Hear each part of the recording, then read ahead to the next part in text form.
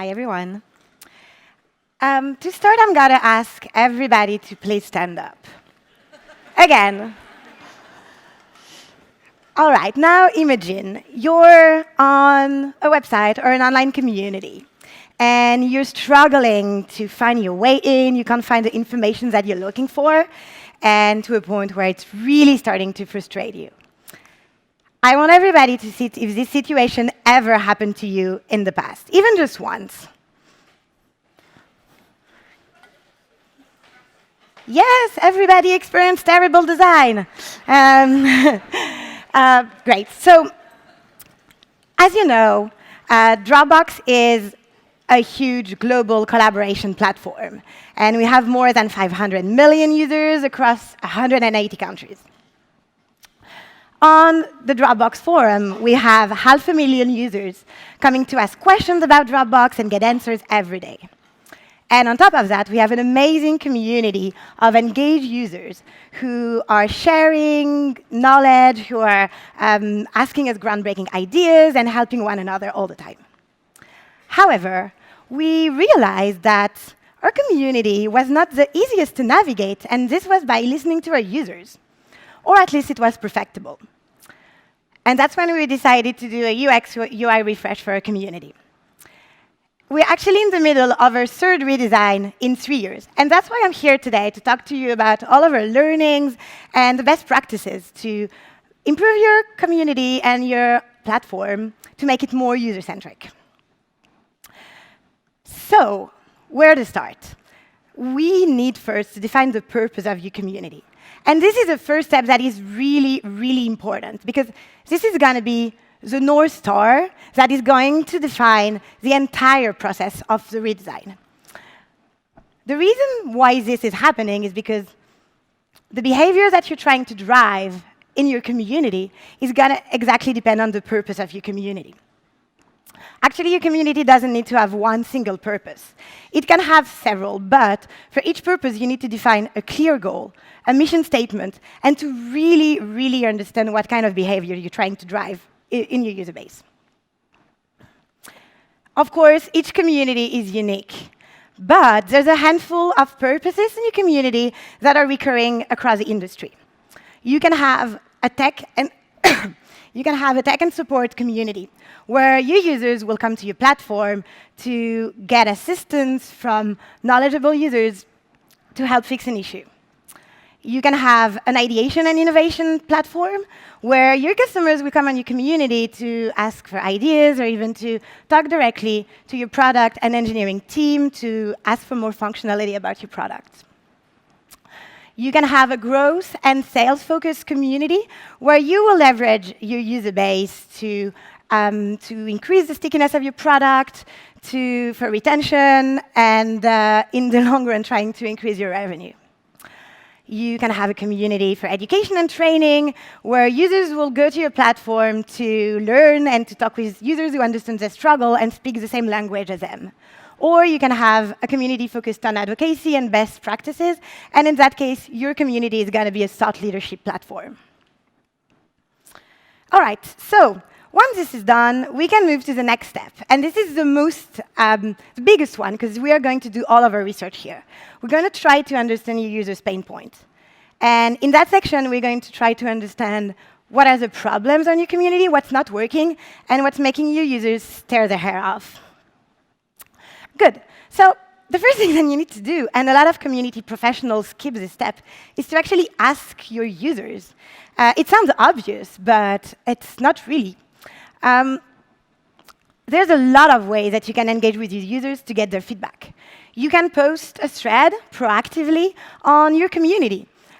It's going to be minimal effort, and you will have your most active users who will probably give you feedback there. Another option is to organize some customer calls. This is going to be a little bit more time-consuming, but you'll be able to have real conversation with your users and to really understand what they like and what they dislike on your community. The third option is to create a customer survey. And this is great to get a large volume of feedback. That's the option that we opted for, because you get a lot of quantitative data at scale, but at the same time, you get user comments. So you get some really actionable qualitative data as well. Good. So what should you keep in mind when you set up your customer survey on your community? First, you need to select carefully the questions that you're going to ask. Duh.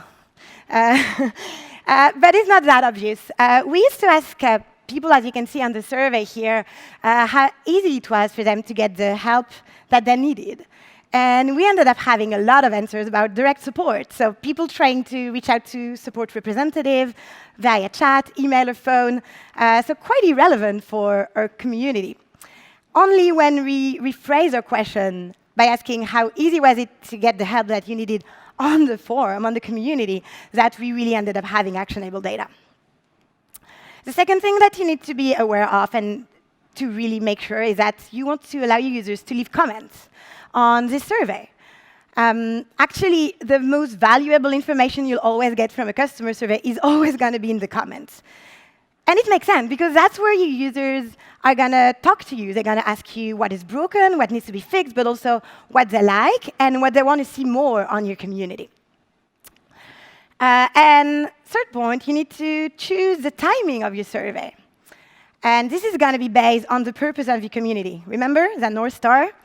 Well, if you send your survey too early, then your users won't have a time to really get engaged on your community.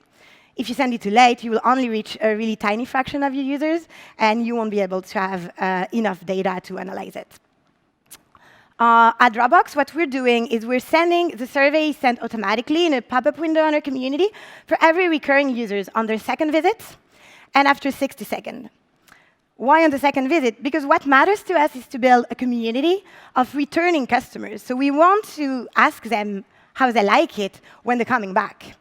And 60 seconds is because our average session duration is 90 seconds. So by setting it up slightly earlier, we are sure to capture the majority of our users.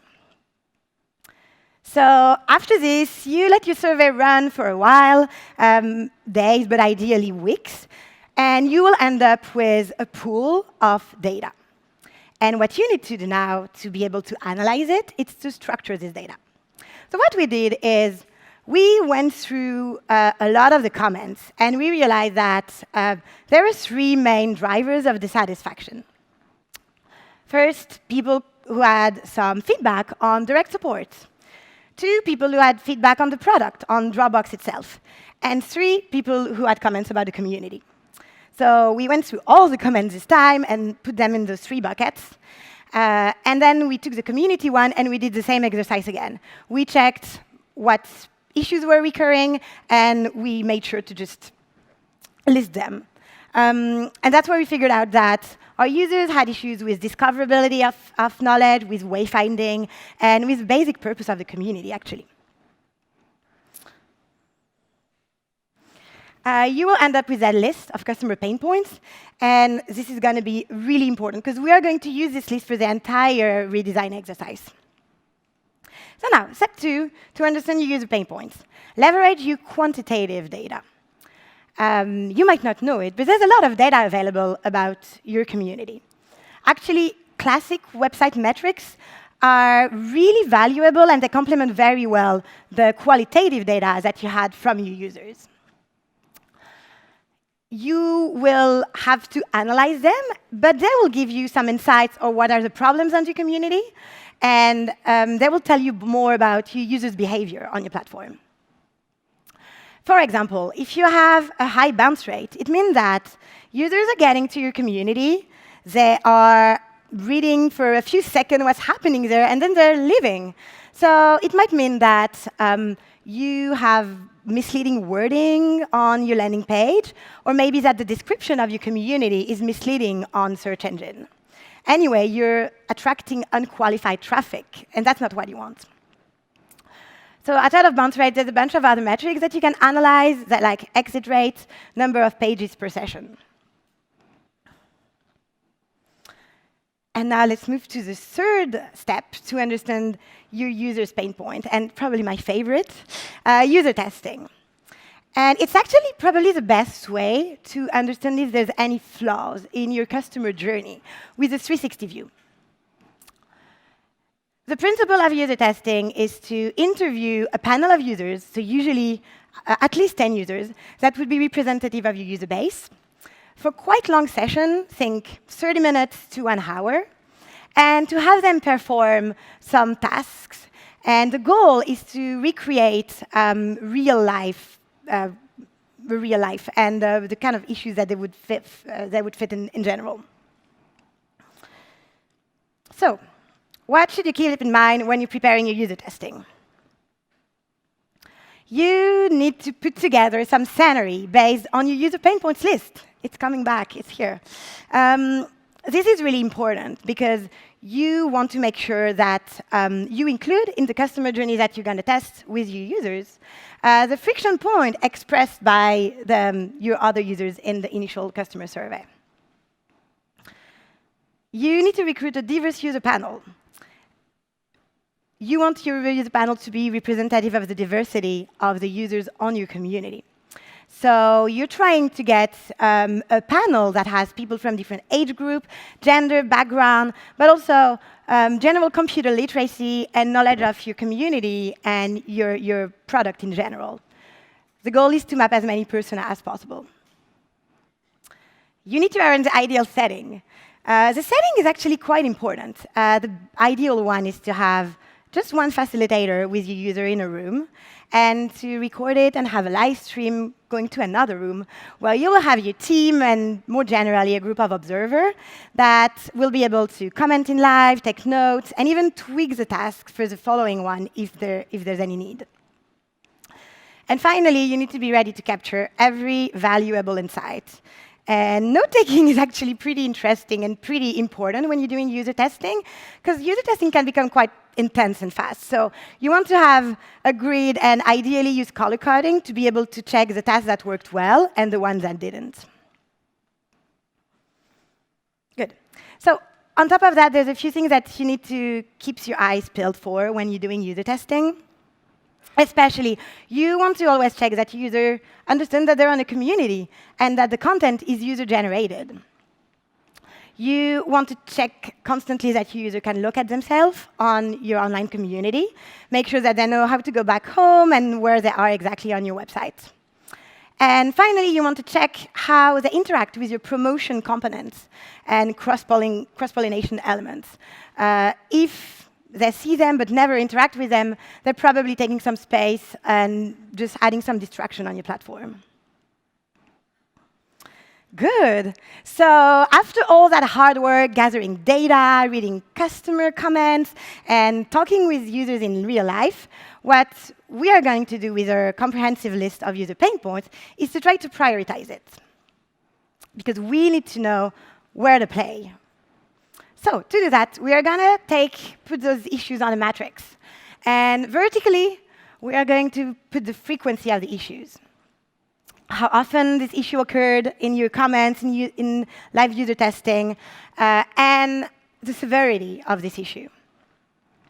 For example, if several users complained about a navigation issue on your community, and if it's a blocker for them, it's probably going to go at the very top. But if only one user told you that they didn't like the color of your logo on your community, it's going to be at the bottom. Horizontally, you are going to put your level of effort. So how easy it is to fix or to control these issues functionally or technically. Once you've put all of your issues on this matrix, we're going to split it in 4. And we are going to focus first on the green area. These are your low-hanging fruits. These are the issues that are pretty easy to fix, while still having a huge impact on your community and on the usability of your platform. Second, you want to move to the blue area. Those issues will be a bit more difficult to fix, but still having a massive impact on your community. Once you've done all that, already a lot of work, you can select a few issues from the purple area. These are issues that are probably pretty easy to fix, but it will have a minimal impact on your user base. And I don't recommend going to the red area, because these are issues that are going to be tough to fix, and at the same time having a negligible impact on your community platform and usability. Great. So now we have a comprehensive list of user pain points that is prioritized. This is concluding actually our first phase, or research phase, and we're going to see how we can fix those issues that we identified. So let's talk about benchmarking. Something that you need to keep in mind is that you do not need to reinvent the wheel when it comes to UX, UI of your community. There's a lot of amazing communities out there, and benchmarking will allow you to get inspiration from their design principle or the different components that they're using. So the first thing to do is to select a list of companies. What I usually do is I sit down and think about other companies like partners, competitors, companies similar to Dropbox, or just companies with the same culture. But it's good to open and to broaden your horizon. It's interesting to pick products that are totally different from yours in totally different industries, or communities much bigger or much smaller than yours. Then you want to prepare and to structure your benchmark. You don't want to just go head first and just spend time navigating aimlessly on other communities. So a bit like user testing, you want to have a list of tasks that you want to test on other communities. You're going to use your user pain point list. And this is going to allow you to define a list of tasks and to see how other companies are fixing the challenges that you have for your use case and your specifics. And finally, you also want to make sure to record everything and make sure that you color code your results to be able to navigate it in a blink after. It's going to make your life much simpler. So the main takeaways we got from benchmarking is that there's not one single community that is absolutely perfect for your use case and for your specifics. But there is a plethora of ideas that you can use, you can adapt, like a layout, just components or design principles. Great. So now we're ready to move to design. So first, you are going to define your overall community style that is going to be consistent across all of your pages. And from there, this exercise entails in integrating all those good designs that you picked from your benchmarking and deriving from your user pain points into your community. Again, it's really important to do a round of user testing after to make sure that this is actually working. Great. So before we actually move to the next slide, I want to let you know that what I'm going to show you is an exclusive. We've never shown this to anyone outside of Dropbox before. And it's actually going to be a sneak peek of the new community homepage that is going to be live in several months. I mean, if you want to see it. No? You want to see it? Yeah. Great. Cool. So here it is. This is our existing community on the left, and this is our new community on the right. So what we did, and we went through the exact process that I just explained to you. And what we fixed by listening to our users is we totally revamped our information architecture to make it simpler and much easier to navigate. We focused a lot on the discoverability of content, and we reduced vertical space massively to be able to push content up and make it much easier to find for our users. We also cleared the clutter. We removed a lot of information that our users were not interacting with. And we made it more visual and focused more on actually community members and CTAs. So does that mean that my job is over? I can go on holidays? Well, not really, actually. Once you've designed your community, it doesn't mean that your job is over. Great design requires work, requires attention, but especially it requires resilience. The first iteration will definitely help you to fix the biggest issues on your community. But you're not immune to reintegrating customer journey problems by trying to fix the existing ones.